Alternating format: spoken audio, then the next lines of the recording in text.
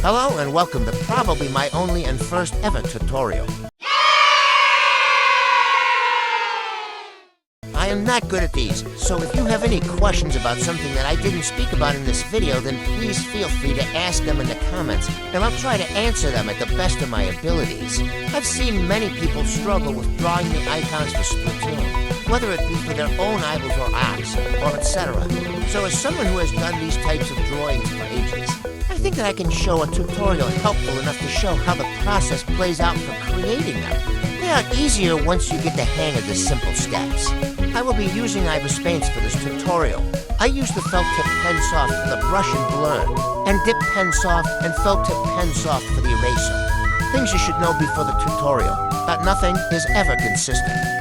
Eyes are always on the top layer unless the eye is hidden in design. Take Shiver's design, an icon as an example. The bottom of the hair part, I don't know the name, is never drawn unless in cases like Callie and Marie and Octo suction cups. Firstly, put on the mirror tool for equality on both sides. Both sides are meant to match unless the design isn't meant to match completely on both sides. Here is an example of a character with a non-matching one. For this tutorial, I will be making a mirrored character. I will make a non-mirrored character later in this tutorial. Draw a circle. With the mirror tool, this is quite complicated to get correct the first time. So maybe draw one once or twice. This does not need to be a perfect circle. Make sure to add the lines added to know the placement of the eyes. Make the sketch of the ears afterwards on the head. For the starter part, I will be making an inkling to use as an example. At the near end, I will use an Octoling character.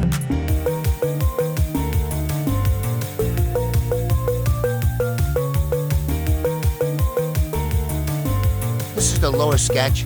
There are two sketches needed for this, lower and upper. On the upper sketch, you will put stuff like hair, eyes, and accessories.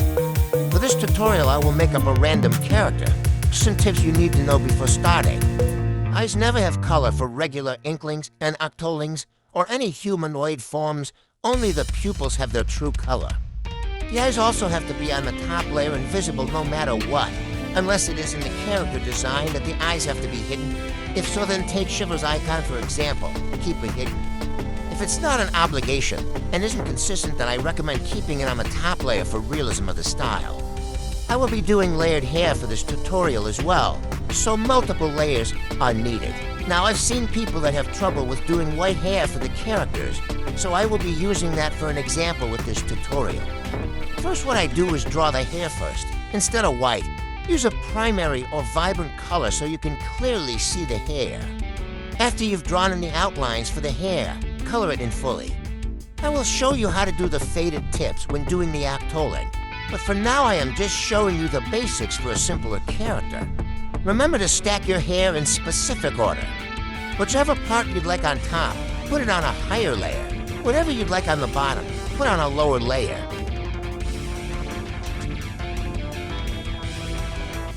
When drawing the head, make sure to draw the ears and head on a separate layer, as the shading must be different on both parts. Make the head a higher layer but lower than the hair unless it's for design purposes. Make the ears lower than the head.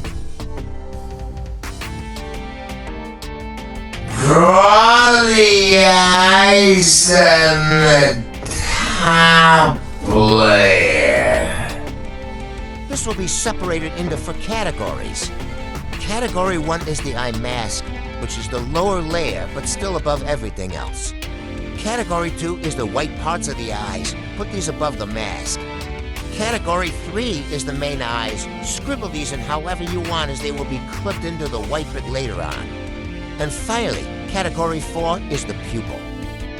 With the eyebrows, similar to the eyes, they need to be on the top layer unless hidden in the design. If the eyebrows are the same color as the hair, then I'd recommend using a different primary color so you can easily tell the two apart without struggle. On the eyebrows, in certain circumstances, have brighter shading if not white, or just a different shadow color than the hair to tell them apart more. I'd recommend going the brighter option for hair that isn't white. Now into the shading of everything. I'll try to go into as much detail as I possibly can.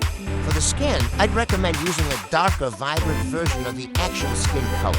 Take their blush color as an example for the shading, or just a darker saturated version. Make sure to keep the ear shading and the face separate and the same color. The ears are supposed to look like they're under the head. This is why they need to be on separate layers. Make sure to place the shading on the edges of the ears and face. This method will also be used with the hair and accessories. Always shade on the edges. When you get to the hair, make sure to go from bottom to top. Example, I am doing the bottom layer of the hair. When doing this, make sure to use a vibrant shading as well for the shadows. These shadows must be placed on the edges, but can also be placed underneath a piece of the top layer, if that even makes sense, like an actual shadow would. When an object is on top of another, it creates a shadow above the object underneath, which is what you can mimic in your design if you wish. It is recommended, but just have fun with your hair and accessory shadows in my opinion. Make sure to use the same color you previously used for the top layer shading. Put the shadows on the edges of the hair as well. I also forgot to mention, use Alpha Lock when recoloring the hair to its actual color, and the clipping tool when adding shading or extra colors. They should both be placed next to each other in the place where you can edit your layers. I don't know what it's called. Also be sure to blend all of your shadows with the blur brush. When doing the eyes, there are some things to be taken into consideration. 1, what color you're using for the eye mask, and 2, what color you want to blend into it. I'd recommend using the actual eye color for the character when you're adding the edges. Also, the iris is meant to be the same color as the eye mask, if I haven't already mentioned. The pupils can stay the same color as the actual design, by the way. And recolor your irises if you put them into a vibrant color like I did with the Alpha Lock. Change it to the same base color you used for the eye mask. Pick a color close to the original eye color for your character and put it in the same place I did in the video playing. Make sure to blend it. Once you're done blending the layer, duplicate it. Turn the bottom layer into a lower opacity. Then move the upper layer. The upper layer of the point you blended should be moved down a bit.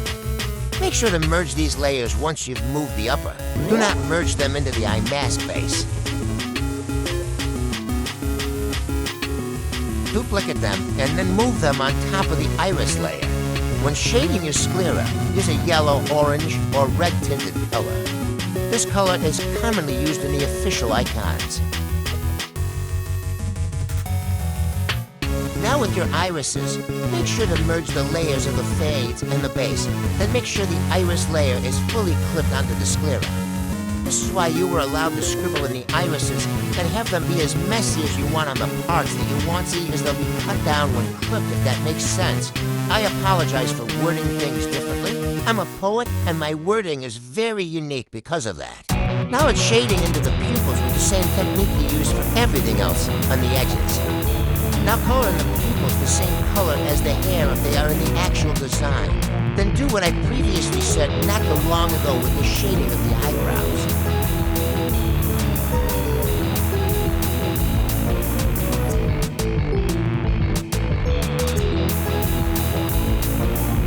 And there you have your mirrored inkling.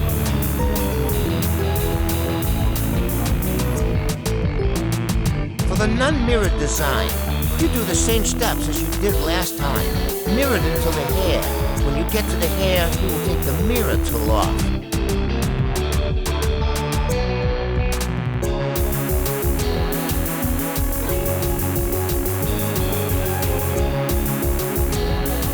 Put the hair into layers.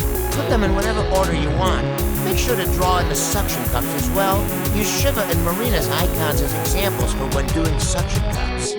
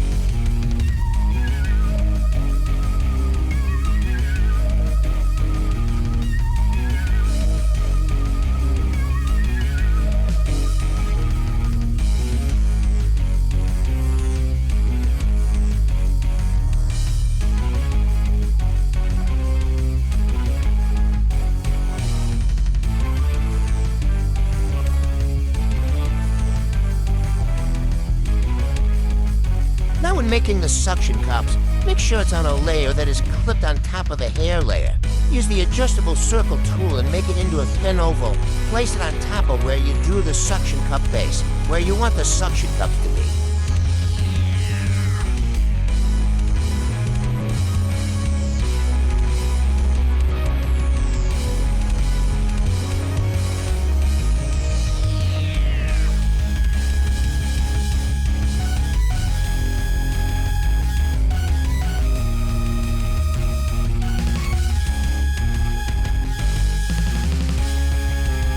Now for doing faded tips, just do what you did with the eyes, aka draw where the fades are and blur them in.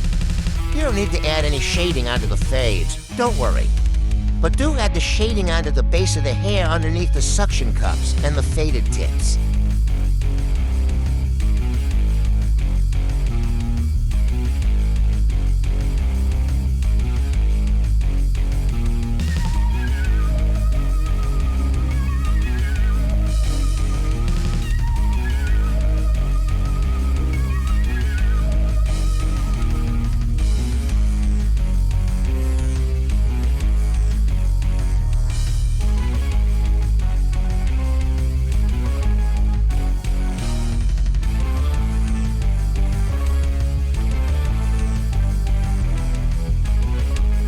For the suction cups, put in a vibrant yet dull color in the middle of the suction cup, then fade it in lightly.